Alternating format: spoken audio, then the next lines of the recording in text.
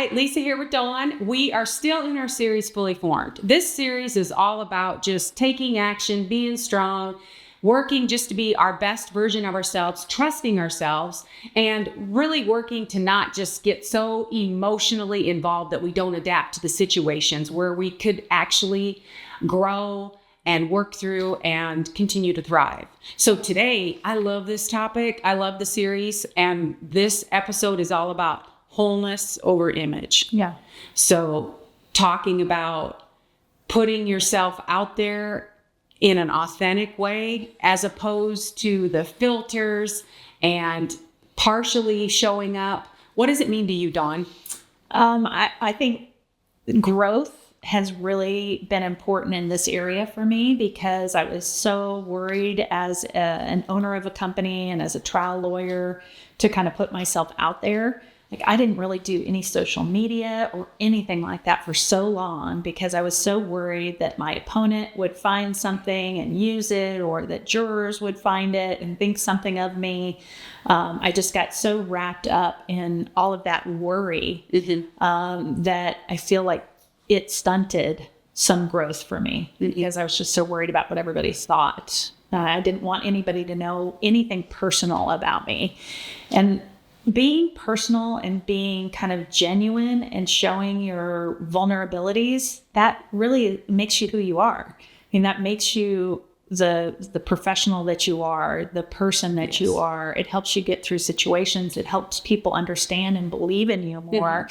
Just this facade of having to be happy and perfect all the time and being controlled and never getting upset and just being this image of what you think a perfect boss is, that is garbage. Yeah. That's garbage. I agree. Well, trying to maintain a perfect image, like that's not relatable. It's not.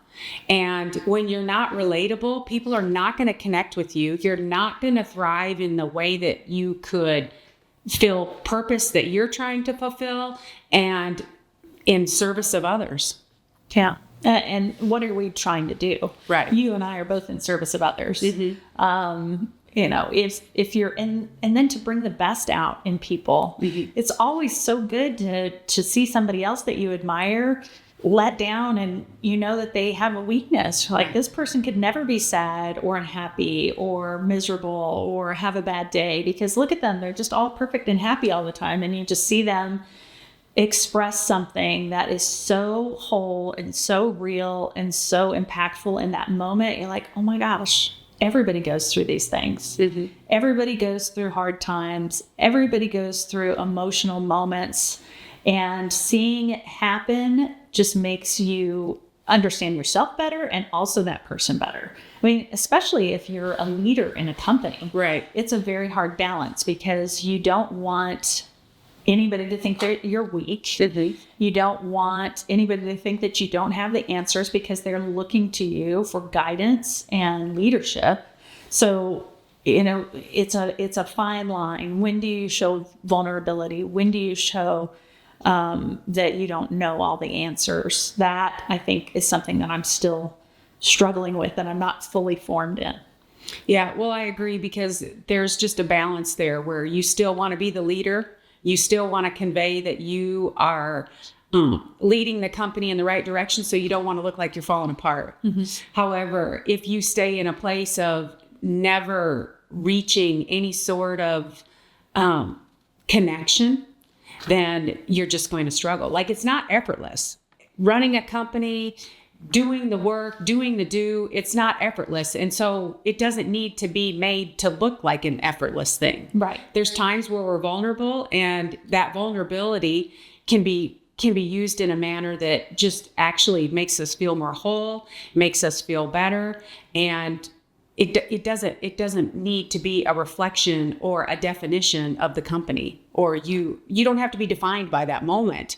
But saying that is much easier said than done, because when I stepped out of legal for 3 years and went into direct sales, and you talked about you didn't want to do the social media, you didn't want everybody to find out anything personal about you, that that component of going on social media, that's a huge vulnerability. It's a big step. Yeah, it really is. And so, it took me years to get to the point where nobody cares.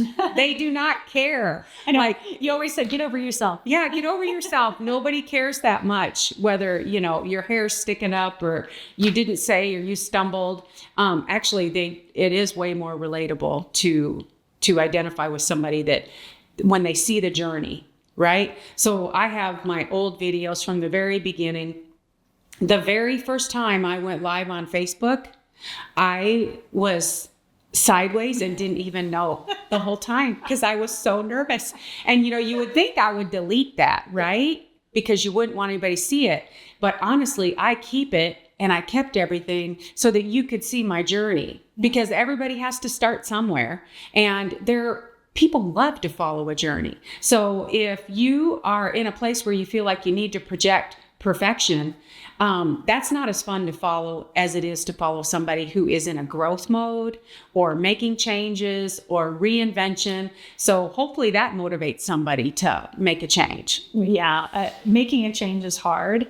And especially when other people are seeing that change. Mm-hmm. I just think I still find it hard to be a boss and be a person. I really do. I think because I care a lot about the people that work with us. I care a lot about them and trying to navigate caring for them and then still making sure that I'm bringing out the best in them for our clients. Mm-hmm. That's really hard. Right. That balancing act is really hard. I think if you have center, you take a moment. I always talk about core values, but you also need to take time for yourself so that you feel centered in who you are, so that you can commit to, whatever that emotion is that you're showing. It's not about image. It's about being, present, mm-hmm. about, hearing people and listening. I think if you get too bogged down into the whole, what am I supposed to look like? Right. What is this supposed to be, as opposed to just walking through the moment? Mm-hmm. I think that's where people get kind of sideways. Yeah, well, because the amount of effort it takes in that, like all your productivity is wrapped up in the image. And then trying to, well, how did I look? Mm-hmm. Did I look okay? Now, this is different than actually having a good camera light on your video when you're on Zoom. Right.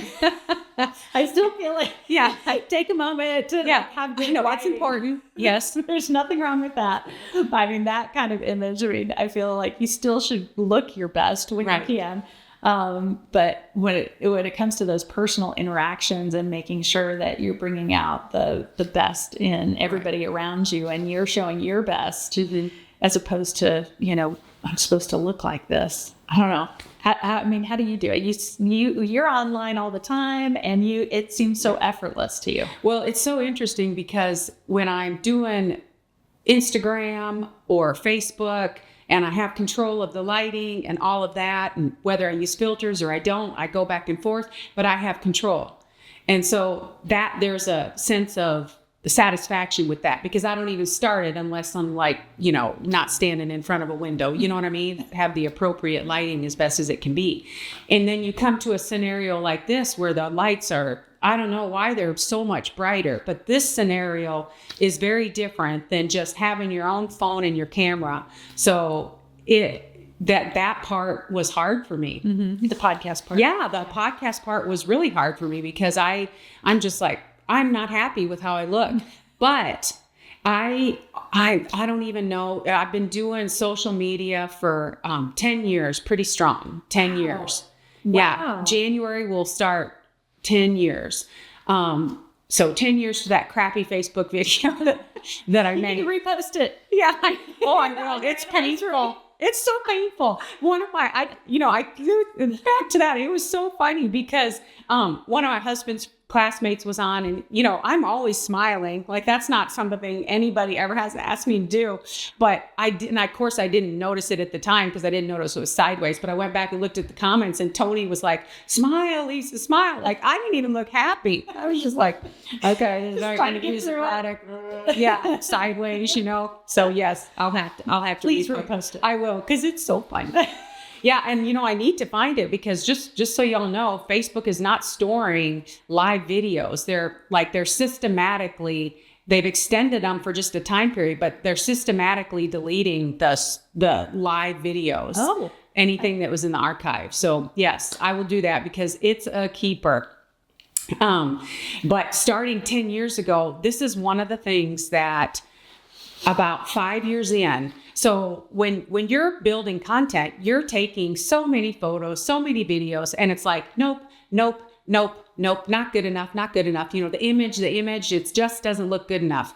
And then I tell you, 5 years later, when you go back and look at those photos taken 5 years They're ago, amazing, right? Just dang, I was looking good and I didn't even know. So that changed my whole way that I functioned after I was doing social media for a couple of years, because like right now, even when I look at the podcast or anything, I'm just like, in 5 years, I'm going to love it. So that's when I tell somebody who doesn't want their picture taken, I'm just like, just give it 5 years. You're going to love it, you know?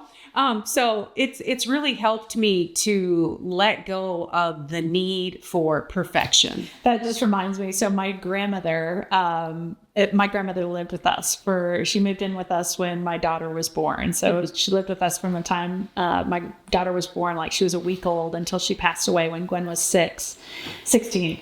And she always was so hard on herself. She's a beautiful woman, but she was always so hard on herself. And then when we pull out old photos of her, we'd go through the old photos and she'd be like, dang, I was a good looking broad.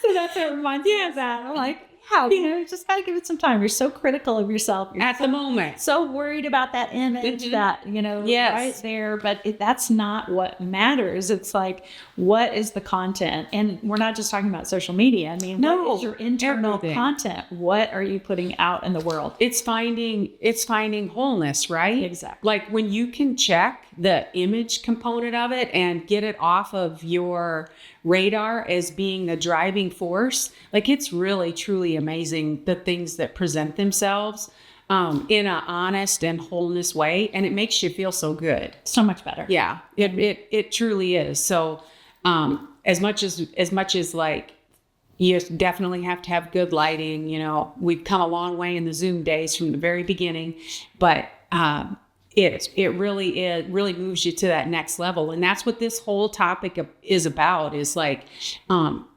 working to get to that level of wholeness, maybe being vulnerable, maybe showing, some women even fear to show that they're too ambitious. Right. Or that you're angry, or that something isn't working, in your workplace. It's not that you have to like totally lose your shit, but don't lose your shit. Totally. You can still express, if something isn't settling with you well in a professional manner, you can still express, vulnerability and come out on top. You just don't have to melt down into a pile of mush to make it all happen. Exactly. So we're not fully formed, but we are continuing to try to be fully formed by making just little steps towards, just being a little bit better every day in all of the things that we've learned over the years. And I think that's one of the reasons why Lisa and I wanted to do this podcast, is because we have learned so much over the years and learned so much from each other. So I love this series too. Yeah, I've enjoyed it as well. And just to tag on that, to wrap it up, working to be 1% better than you did the day before, whether it's, something mentally, health-wise, exercise, drink your water. I mean, it could just be the smallest of thing, just to do something more than yesterday. And the podcast, as challenging as it was, like, we've learned a lot. We have. And this has been a wonderful experience and we're still learning. We're still learning. And that's the only way we'll continue to do it. Right. I mean, if we're not learning, then. Right. Then why not do worth it? Exactly. Yeah. Why waste the time and the energy? So we would definitely love all your comments on this topic. Any examples, any stories, any questions, you can comment below or send us an email at hello@ladiesinlaw.com. Bye.